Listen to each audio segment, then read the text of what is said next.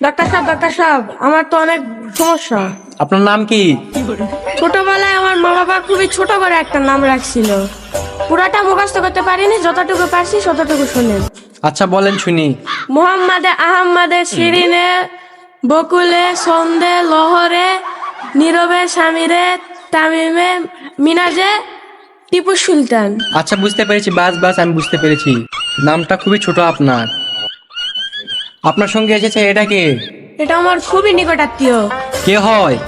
এটা পাশের বাড়ি, তার খালার, তার 6 নম্বর ছেলের ফুফুর নাতির।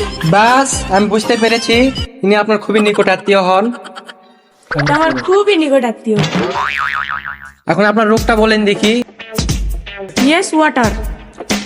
সেটা আবার কি রোগ? ইয়েস মানে হ্যাঁ, ওয়াটার মানে পানি, হাঁপানি। আচ্ছা আমি এখন আপনার রোগ বুঝতে পেরেছি। তো এখন আমি তো ডাক্তার না, আমি হলাম ডাক্তারের কম্পাউন্ডার। ডাক্তার এখনো আসেনি, যার জন্য আপনার সঙ্গে একটু সময় কাটালাম। আমিও রুগী না, বাইরে ঠাটা পড়া রোদের কারণে আপনার সঙ্গে একটু সময় কাটালাম আর এসির বাতাস খেলাম। আসসালামু আলাইকুম।